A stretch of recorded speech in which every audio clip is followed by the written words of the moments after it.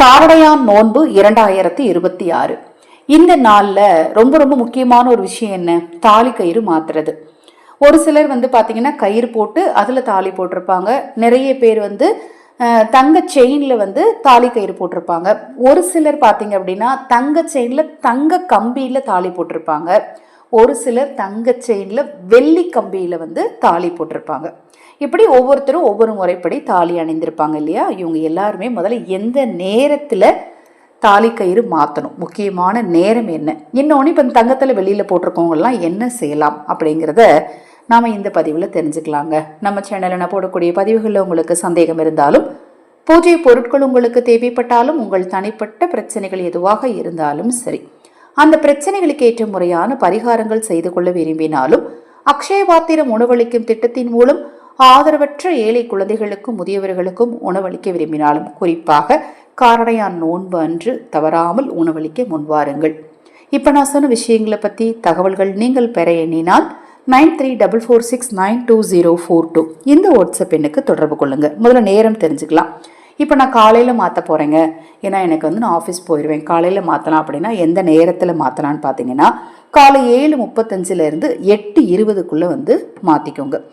இல்லைங்க நான் மாலை பொழுதுல தான் எனக்கு நேரம் கிடைக்கும், அந்த நேரத்தில் தான் நான் மாற்ற முடியும் அப்படிங்கிறவங்க மாலை பொழுதுல 6 மணிலேருந்து 8 மணிக்குள்ள, அதாவது 14/3/2026 சனிக்கிழமையில காலையில் மாற்றுறதா இருந்தால் காலை 7:35 8:20 மாற்றணும்.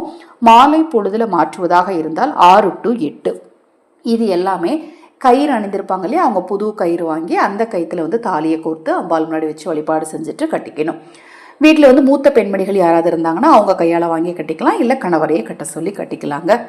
அடுத்தது இப்போ நாங்கள்லாம் தங்கத்தில் போட்டிருக்கோங்க, நாங்கள் என்ன பண்ண முடியும் அப்படிங்கிறவங்க இதுக்காகவே நோன்பு கயிறுன்னு கோயில்கள்லையும் கொடுப்பாங்க, கடைகள்லையும் கிடைக்கும். அந்த கயிறை வாங்கி பூஜை அறையில் ஒரு தட்டில் தேங்காய் பழம் வெத்தலை பாக்கெலாம் வச்சு, எப்படி திருமணத்தின் போது தேங்காய் மேலே மஞ்சள் கயிறு வைப்பாங்க, அதை மாதிரி மஞ்சள் கயிறை வச்சு எடுத்து கழுத்தில் கட்டிக்கோங்க.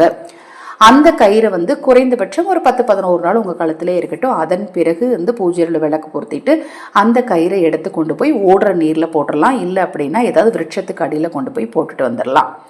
அதாவது நம்மளுடையும் சொல்கிறேன், தங்கத்தாலியில் வெள்ளி கம்பி கோர்த்து தாலி போட்டிருந்தாலும் சரி, இல்லை அப்படின்னா தங்கத்தாலியில் தங்க கம்பியில் தாலி போட்டிருந்தாலும் சரி, இன்றைய நாளில் மஞ்சள் கயிறு அணிவது சிறப்பான பலனை கொடுக்கும்.